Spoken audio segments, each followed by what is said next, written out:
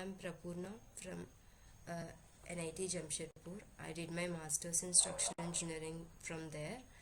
Uh, Today I would like to discuss uh, thin pressure vessels topic. First, let us go into the topic.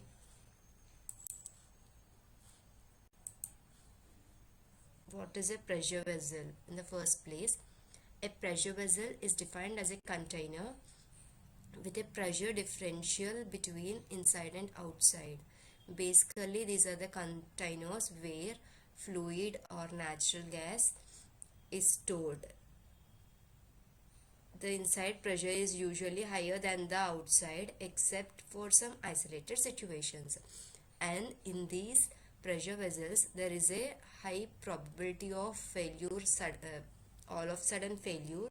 So we need to consider many factors when designing the pressure vessels. And there is a high factor of safety when you are designing a pressure vessel. And coming to the classification, pressure vessels are classified into thin and thick. Applications. The applications of the pressure vessels means where can we see the pressure vessels in our daily lives. There are a few examples like industrial compressed air receivers, domestic hot water storage tanks, diving cylinders or scuba diving, recompression chambers, distillation towers, autoclaves, oil refineries and petrochemical plants, nuclear reactor vessels, pneumatic and hydraulic reservoirs, storage vessels for liquefied gases such as ammonia, chlorine, propane, butane and LPG. And even the normal spray can that we use is also an example of pressure vessel. See, these are the examples of pressure vessels. They are of various types, like spherical one, and this is a different nuclear reactor pressure vessel, and pressure vessel with a stand. Some are cylindrical, some are spherical. And coming to the topic, in this particular presentation we are talking about thin pressure vessels only. Firstly, what are thin pressure vessels? There are many classifications how you can consider a pressure vessel as thick or thin. Firstly, we are based on the thickness of the wall of the pressure vessel, and based on that we are classifying that. There is also another classification based on the pressure, but we are considering wall thickness. Based on the wall thickness, the diameter, if it is less than 20 times the thickness of the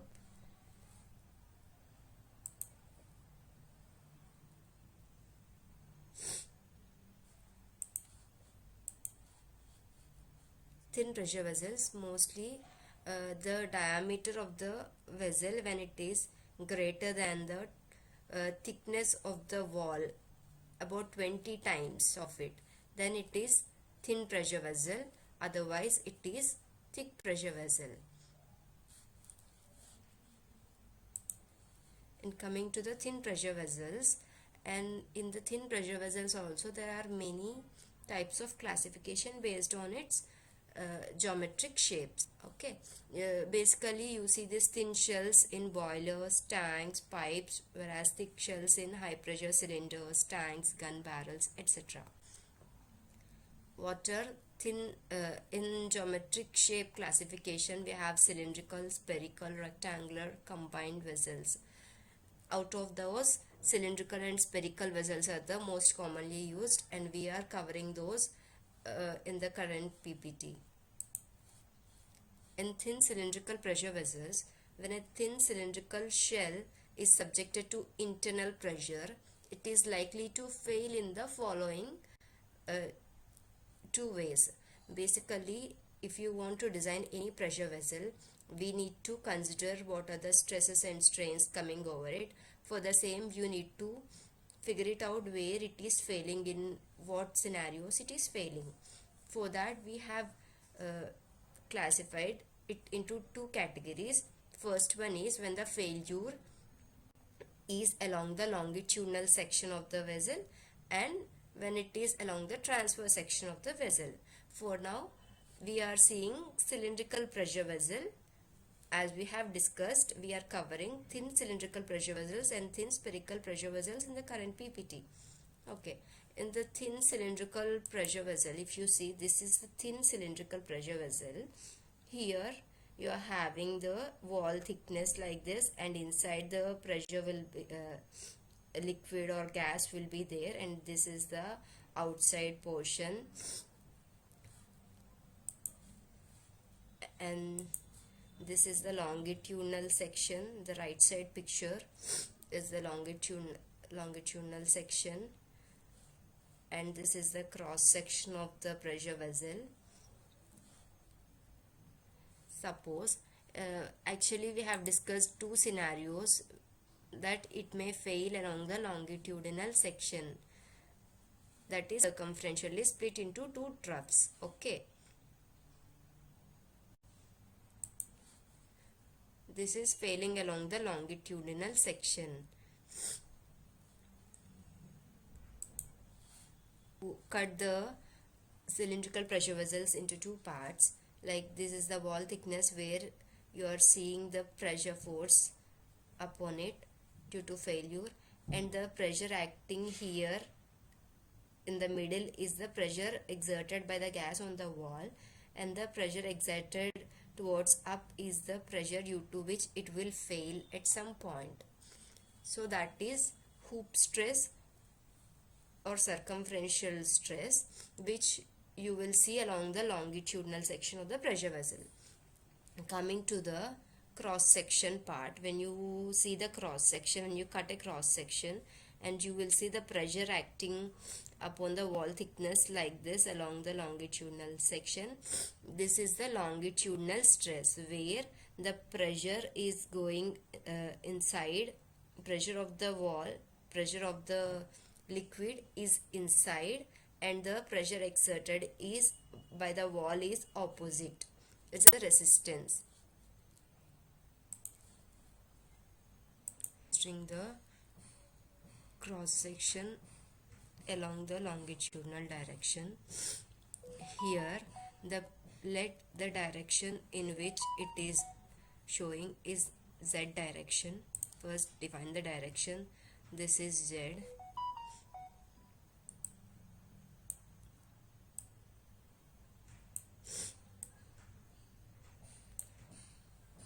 This is Z.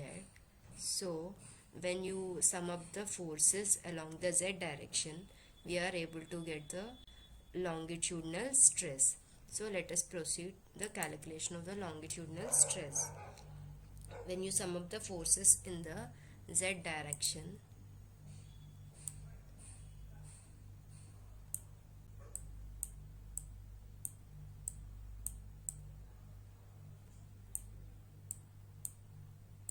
to 0.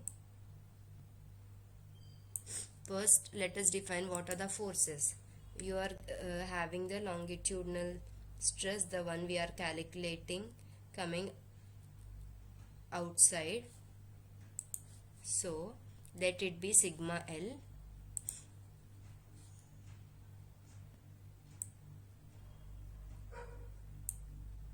Sigma L is acting in the cross section on this area. It is acting on this area only, on the wall only. So when you are taking that area only, let us define the radius until the here is R inner, and the radius to the outside be R outer, and the overall mean diameter is D. So that when you are taking sigma L is acting upon the cross section whose area is pi r square, as it is a hollow cross section, and the outside diameter outside radius can be taken as R outer, and inside radius can be taken as r inner. So we are taking pi r outer square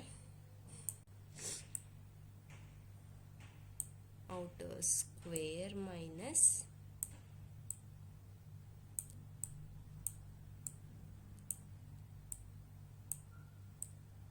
pi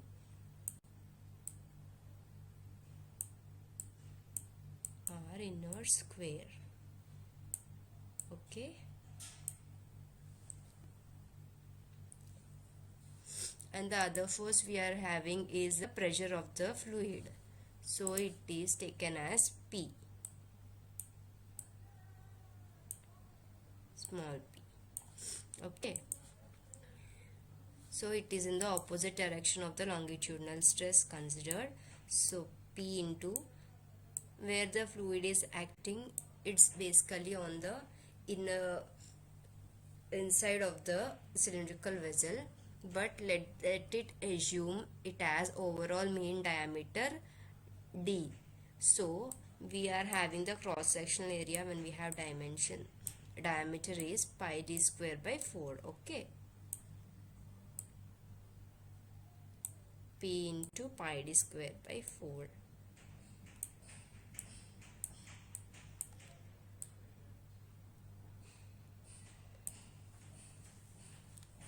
Here sigma L, how pi r square, pi r naught square minus pi ri square can be written. You can take pi common from it, and r outer plus r inner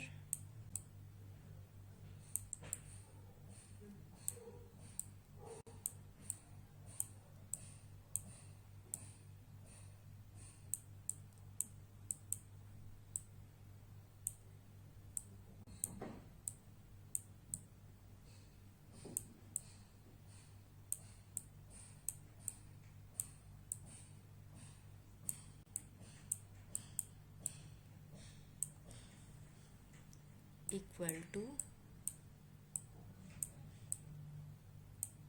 p pi d square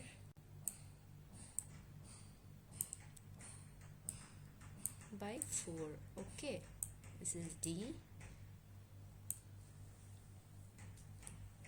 So what is r naught plus ri?